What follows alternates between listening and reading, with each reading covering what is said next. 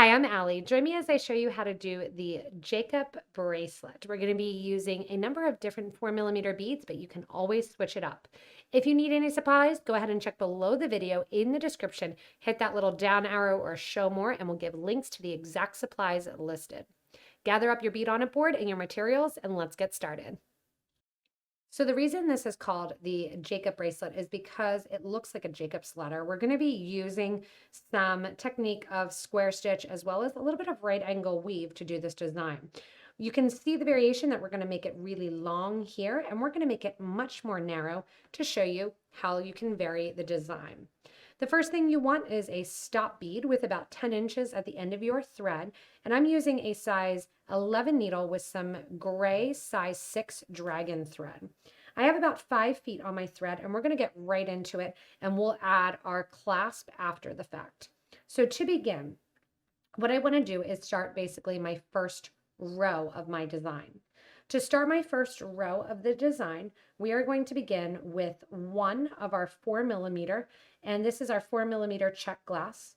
Then we're going to grab 1/8, one of our metal antique brass 4, another 8/0, and another one of our 4mm beads in the Czech.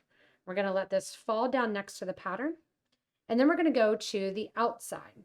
So on the outside, we're going to repeat that we have another one of our 8/0 seed beads. We're going to grab our next one of our 4mm Czech glass beads, and we're also going to grab one 11/0. If you don't mind seeing a little bit of thread here in the design, you don't need the 11/0. That is up to you. Go ahead and let those all drop down next to one another. And now what we're going to do is a little bit of that square stitch. I'm going to take my needle and thread back through the first of those two 4mm beads, starting towards the stop bead and going out, which is going to have that 4mm bead sit right on top of the last one. See how that lines up nicely? From here, I'm going to go through the 8/0 seed bead that we added. From there, we're also going to take our thread and needle through the 4mm. And we're going to add the next beads for the center of our design. The next beads for our row are an 8, our 4mm round, our 8, and then another one of our 4mm Czech faceted round. We're going to let that all drop down next to that row. And then as we get here on the outside, we're going to add an 8/0 seed bead. We're going to sew into the previous row that we just added, just into that 4mm bead. And don't worry, I'll show this again. As we're connecting these sides, add one of your 11/0s and go back through that 4mm bead that your thread was coming out of. And that's going to connect the rows and help this design to grow. All right, ready? We're going to do the same thing again. It's repetitive over and over again. Here on the exterior, I want to grab one of my 8/0 seed beads, one of my 4mm beads, and one of my 11/0s. Sew into the opposite side of the 4mm that your thread is currently coming out of. And that's almost going to create like a little right angle weave unit. From here, sew back up through the 8 on the exterior, just like as if you were doing right angle weave, and you're getting to the right side of that box. The right side of that box, I'm going to hold it upright, is going to be that next 4mm bead. From here, add your next 8/0, 4mm round, 8/0, and your 4mm Czech. Now, once we're on the opposite side, we need to link that together as well. So again, add another one of your 8s. So through the row previously, through that 4 that sits right below it. On the interior here, you can either go right back into the 4 that your thread was just coming out of, that last one that you added, or add an 11 and then go into the 4. I'm adding the 11 just so I don't see that thread. And you can see how those sit right on top of one another and just give a really, really nice illusion-based kind of, not really sure when you look at it, how did you do that stitch? Kind of a fun difference. When you're looking at the long design, it's the same thing. Instead, in the middle, I'm just using 6 seed beads. That's it. So you can really change up what this design looks like. Once again, I'm on the exterior. Add an 8, add a 4, add an 11.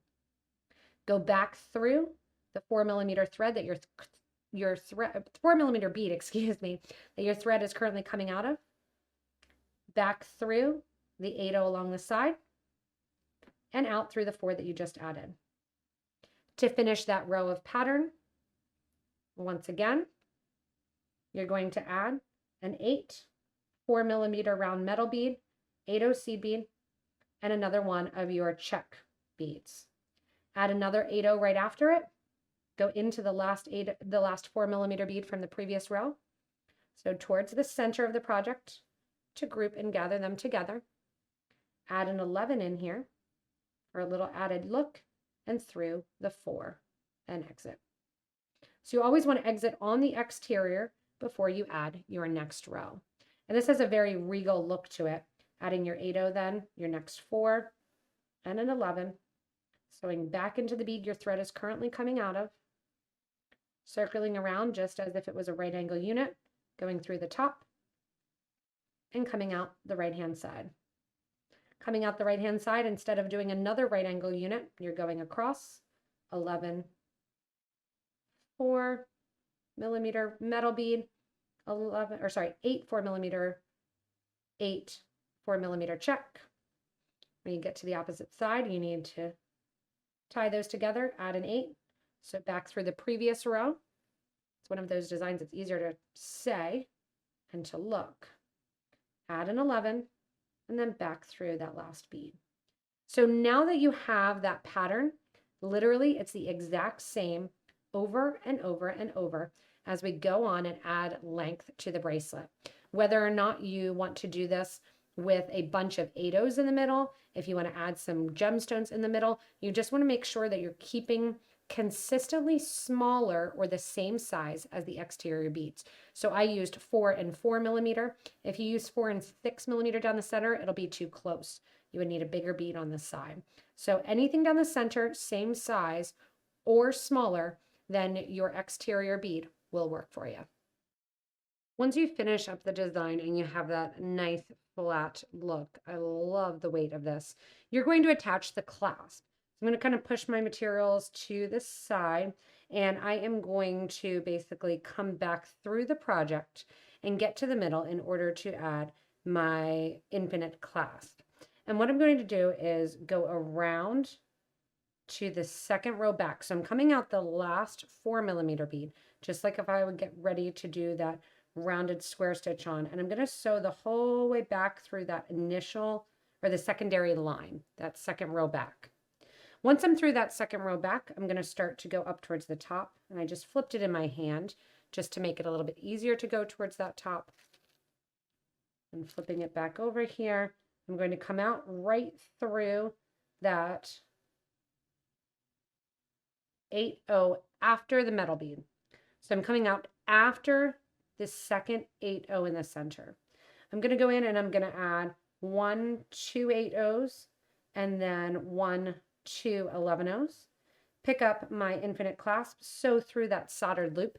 If you want to, you can also use a wire guard, you can use buttons, you can use all different types of clasps.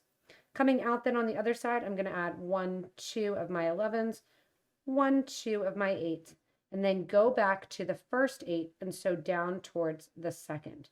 Basically, we're making a big semicircle coming off of that center of the bracelet. And see how that's just going to sit nicely then there right at the end. I'm going to circle around and reinforce one more whole time, going through the side, back through the second row, back to the middle here, reinforcing, and then we're going to do the exact same thing on the opposite side.